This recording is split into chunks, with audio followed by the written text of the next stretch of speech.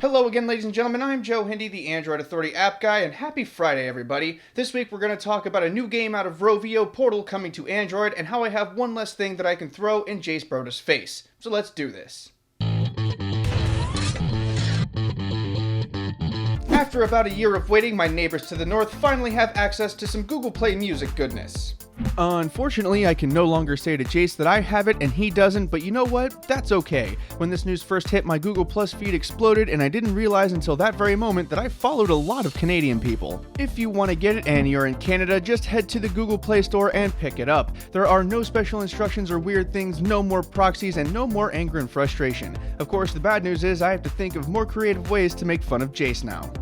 This is the point in the show where I make a really lame "the cake is not a lie" joke.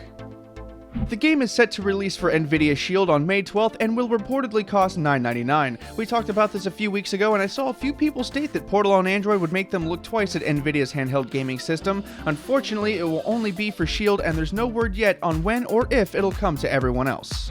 What you're looking at right now is a demo from Roland Deschain on YouTube. It appears to look and work pretty well. When I first heard about it, I had my doubts because Portal can be a very precise game, and touch controls are known for being less than precise in video games. However, it looks pretty clean here, and that's pretty exciting. After all, Portal taught me what to do when life gives me lemons.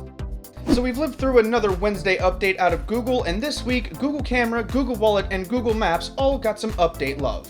Google Wallet's update came with a few UI tweaks, which allows for more control, and also renamed a few of the menu items. There is also a notification now that updates you on a package shipment if you ordered it through Google Wallet. Google Camera's update was simple: you can now take pictures while recording video. Yay! The biggest update of the week went to Google Maps, and the changelog is actually pretty substantial. Here are the highlights. Turn-by-turn navigation now shows distance, arrival time, and quick access to alternate routes. There are improved offline maps management. You can now sign in and see a places to review, so you can review places where you've been. The last big addition is integration with Uber's taxi service, should you need that.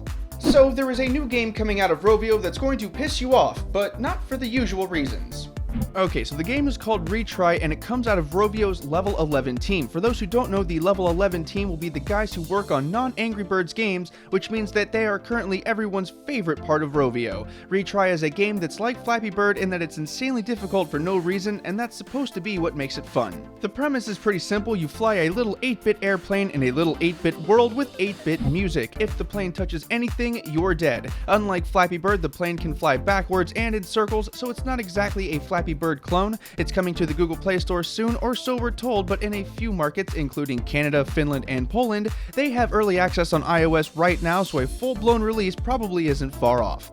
In our last bit of news this week, Google Now continues to be awesome.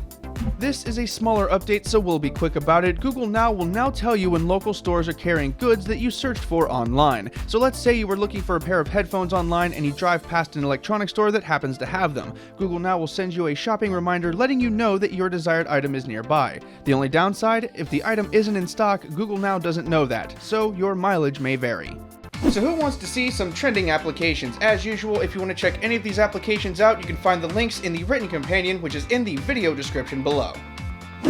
First up this week is Chatter. This is the latest app out of eTransfer and is publicly backed by John McAfee. The premise is simple. This is another one of those anonymous messaging apps where nobody can see what you type except the person you're typing to. The idea is cool, but the app is a little buggy, as developers frankly state that they kind of rushed this beta release. For now, unless you enjoy trying out brand new stuff, it's probably best to wait until this app gets a few more features and a few more bug fixes. Firefox for Android, desktop, and pretty much everything else got updated recently. Included are a few new features, a few UI tweaks, a new sync service, and a bunch of other stuff. You can now sign into Firefox Sync on your desktop and mobile, and it'll sync your bookmarks, history, tabs, etc., pretty much like Chrome, and that's actually really exciting. I've been using this for about a week now, and it's definitely worth checking out.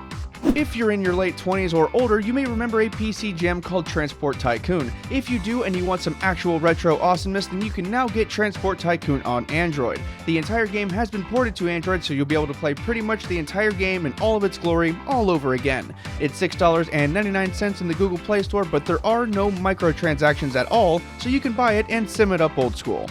9card's home launcher is an interesting concept. If you'll recall back in the day, I did a review of everything.me launcher. Imagine having what that launcher had without being required to change your home launcher, and that's pretty much what 9card's home launcher does. It categorizes your apps into categories such as social, media, etc., then categorizes them again depending on what time of the day you use the applications. You can swipe to get to them very quickly. The best part is 9cards lays over top of your current launcher, so you don't have to give up anything to use it. It's free and it's kinda cool.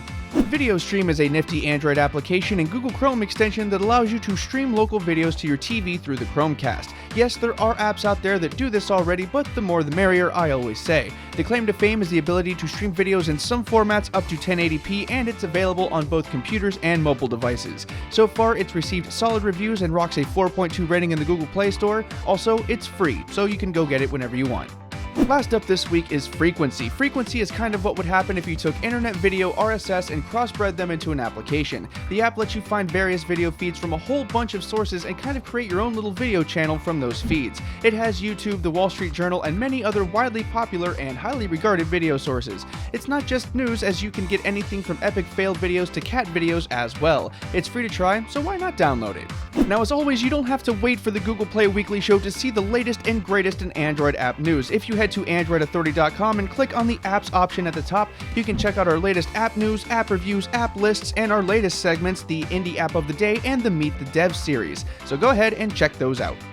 Once again, I'm Joe Hindy, the Android Authority App Guy. Don't forget to subscribe to our YouTube channel, and if you want to follow Android Authority, myself, or the rest of the video team, you can find our social media links in the video description below. If you're hanging out for a minute, we have a couple of awesome videos for you to watch right over there, including Lon's review of the Xperia T2, as well as Jace Broda's latest Android Authority Weekly Show. Finally, don't forget to check out the written companion in the video description below, because that's where you'll find all of the download link goodness. As always, everybody, thank you for watching, and have a wonderful day.